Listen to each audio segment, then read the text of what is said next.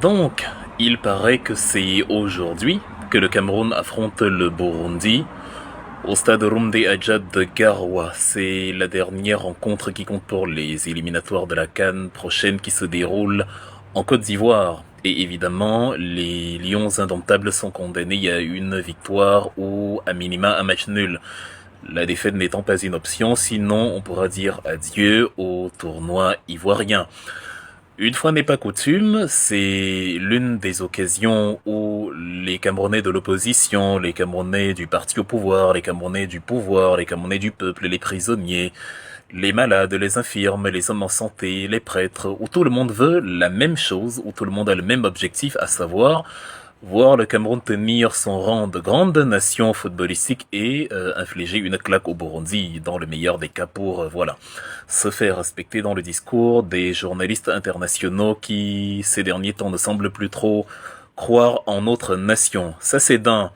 Mais il est important de préciser que les Camerounais honnêtes, les honnêtes gens du bas peuple, souhaitent la victoire du Cameroun parce que justement, pour eux, le Cameroun, le vert ou jaune est une marque de dignité footballistique et il est hors de question de subir l'humiliation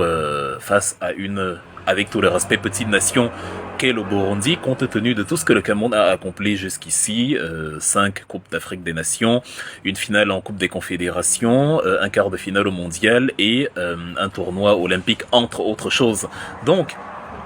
ça c'est d'un, c'est une aspiration honnête, c'est une aspiration, sans arrière-pensée aucune.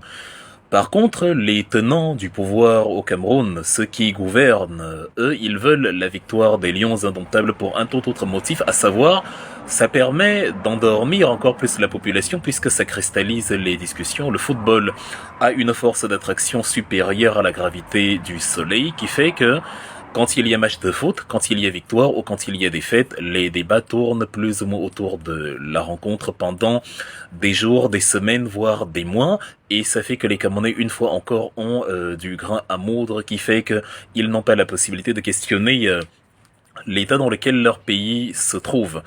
Alors c'est une bonne chose que le football fédère, je trouve que c'est excellent, c'est la magie du sport, et pour le Cameroun en l'occurrence c'est le football qui réunit, qui sait réunir des gens qui ne partagent pas la même vision du monde, des gens qui ne partagent pas les mêmes idéologies politiques, les mêmes idéologies religieuses et les mêmes idéologies sociales. Le football a ce pouvoir-là qu'il peut réunir et qu'il sait réunir et qu'il réunit.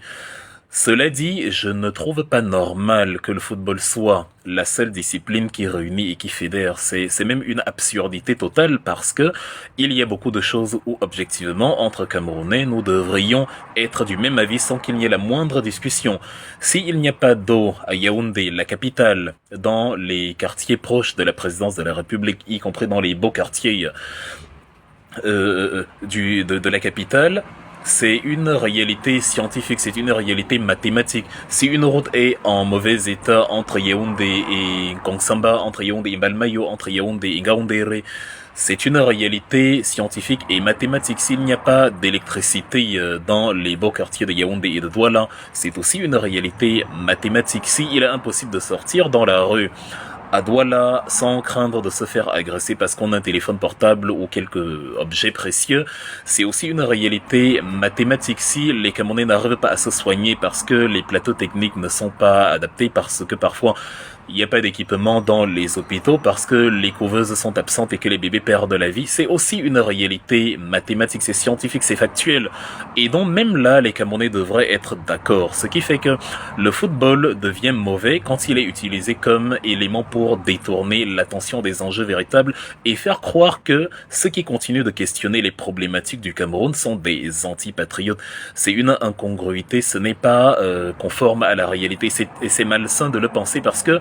ça relève de la manipulation. Monsieur David Eboto, analyste politique camerounais très connu, a fait le déplacement de Yaoundé à Garoua en passant par Ngaoundéré et j'ai pris énormément de plaisir à lire un peu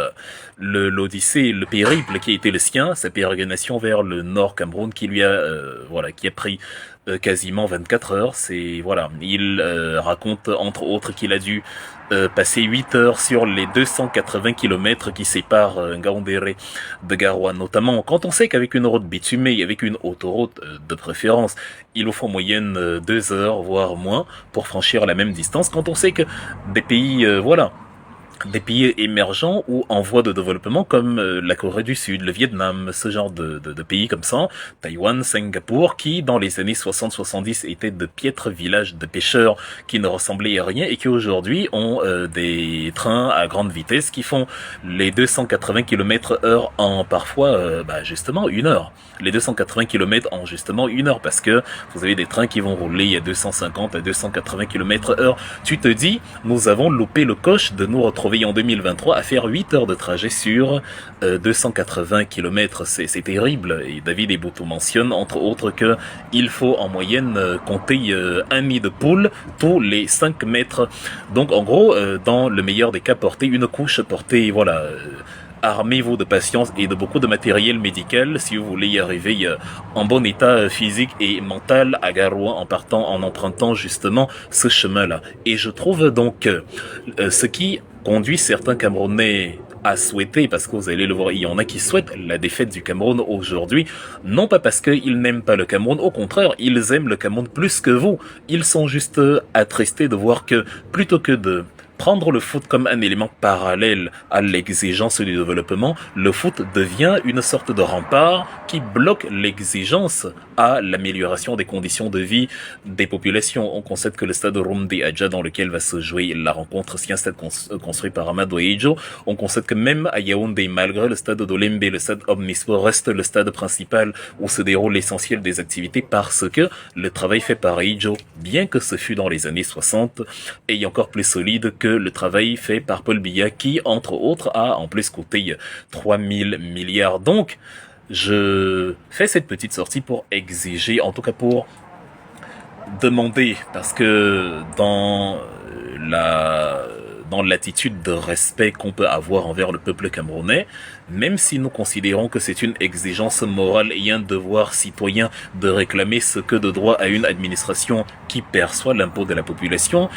je veux bien jouer le jeu de l'humilité et demander au peuple camerounais justement, à partir d'aujourd'hui, de ne pas utiliser le foot comme, la panacée absolue, de ne pas utiliser le foot comme l'enjeu ultime. Parce que même si le Cameroun gagne, même si on remporte la CAN, ça ne vous donnera pas l'électricité. Le Brésil n'est pas le pays le plus développé au monde. Pourtant, il est le pays le plus titré. De la même façon que la Chine n'a quasiment aucune compétition footballistique remportée, mais c'est la deuxième puissance économique mondiale et elle a réalisé cette prouesse énorme en 3 décennies seulement. Donc, il faut que les Camerounais sortent du carcan qui leur fait croire que tout se résume au football et que la fierté nationale, notamment avec les Ivoiriens qui viennent de construire leur énième pont sur la lagune et briller, et que la seule comparaison qu'on puisse avoir sur la Côte d'Ivoire, c'est de leur dire qu'on est arrivé au 2e tour en Coupe du Monde ou qu'on a 5 Coupes d'Afrique des Nations. Non, il vaut mieux 5 ponts que 5 Coupes d'Afrique des Nations, parce que le pont sur le Vouri, ou plutôt le Vouri sur le pont, est une calamité absolue lorsque les pluies démarrent. À Douala, la saison va commencer bientôt, on est en septembre, parce que le 2e pont encore à Douala est une calamité absolue vu qu'il est construit pile à l'endroit du même pont et vous avez les mêmes carrefours dans l'entrée des villes, dans l'entrée des quartiers des deux côtés de la ville, ce qui n'existe dans aucun pays au monde. Chaque pont a son entrée parce que la finalité principale d'un pont, c'est d'annihiler les engorgements. Il faut donc que les Camerounais, tout en aimant le football, parce qu'on aime tous le football, les Allemands, le pays européen que je connais certainement le mieux, l'Allemagne, ce sont des malades de football. C'est même d'ailleurs des buveurs de bière incroyables. Ils ont une fête de la bière qui se déroule notamment en fin septembre, la Oktoberfest à Munich, mais ils n'utilisent pas ça pour occulter l'exigence du développement. Ça ne les empêche pas de se focaliser sur la technologie. BMW, Audi, Mercedes, Volkswagen, Opel, toutes ces grandes marques de voitures viennent justement de l'Allemagne parce qu'il n'y a pas que le foot dans la vie. C'est la même chose qu'on réclame au Cameroun. Et sinon vous tombez dans le piège de ce que le poète romain Juvénal écrivait au 1er siècle de notre ère, parce qu'il est né en 55, il est mort vers 128, et c'était justement un écrivain de satire qui se moquait à peu près plus ou moins de la société dans laquelle il vivait. Il est donc l'auteur dans l'une de ses satires au vers 81 de la satire de la 10e, il dit que ce qui motive les autorités, en fait, lorsque la population commence à protester énormément, voilà, ce qui les anime, ce qui les inspire, ce qui leur sert de bouclier pour empêcher des révoltes, c'est du pain et des jeux de cirque. Panem et circenses, c'est ce qu'il écrit. Vous allez d'ailleurs voir le célèbre film, la célèbre trilogie ou tétralogie, parce qu'il y a 4 films à présent, Hunger Games avec Jennifer Lawrence en 2012, je pense, qui met en scène justement cette thématique. D'ailleurs, le titre original de Hunger Games, en tout cas le titre allemand de Hunger Games, c'est Die Tribute von Panem, parce que Panem en latin ça veut dire le pain, dont les tribus de Panem, c'est-à-dire la facture ou la facturation du pain. On organise des jeux où des gens doivent s'entretuer, des gens doivent distraire, on distribue un peu de nourriture. En fait, il y a une danse macabre organisée par un régime pour neutraliser les révoltes dans les différents quartiers qu'il domine, et dont ces jeux-là vont permettre, comme dans la Rome antique plus ou moins, à la population de se distraire, de passer à autre chose et d'oublier que, en fait, il a le droit à vivre à minima la moitié du luxe dont jouissent les puissants. C'est ce que exige la population, ou devrait exiger la population camerounaise aujourd'hui. Et malheureusement, le football est utilisé comme par ceux qui dominent, par ceux qui dirigent, comme voilà, comme parapluie pour leur dire que bon, on a gagné la CAN, le peuple camerounais est heureux, et voilà. Comme ça, vous avez beau ne pas avoir d'autoroute, ne pas avoir d'électricité, ceux qui réclament l'autoroute et l'électricité, des choses dont vous souffrez en principe tous, et sur lesquels vous devriez en principe être tous d'accord, ceux-là, justement, ils sont taxés d'antipatriotes. Non, ça ne devrait pas exister. Il n'y a pas de baromètre d'amour du Cameroun. Tout le monde aime le Cameroun, même ceux qui n'aiment pas le foot, même ceux qui souhaitent la défaite du Cameroun aujourd'hui, aiment le Cameroun, parce que la raison pour laquelle ils vont vous argumenter qu'ils souhaitent la défaite du Cameroun est bien supérieure à ce que pourrait y apporter la victoire du Cameroun. La fierté patriotique ne se mange pas. La fierté patriotique repose sur la création technologique, l'émergence scientifique et la capacité de raisonnement à très haut niveau. Elle ne réside pas sur le simple fait que bon, on a gagné la CAN et alors. Ce n'est pas du patriotisme, c'est du chauvinisme. Je vais donc souhaiter, en même temps que je souhaite bonne chance aux Lions indomptables, parce que le Burundi, quand même,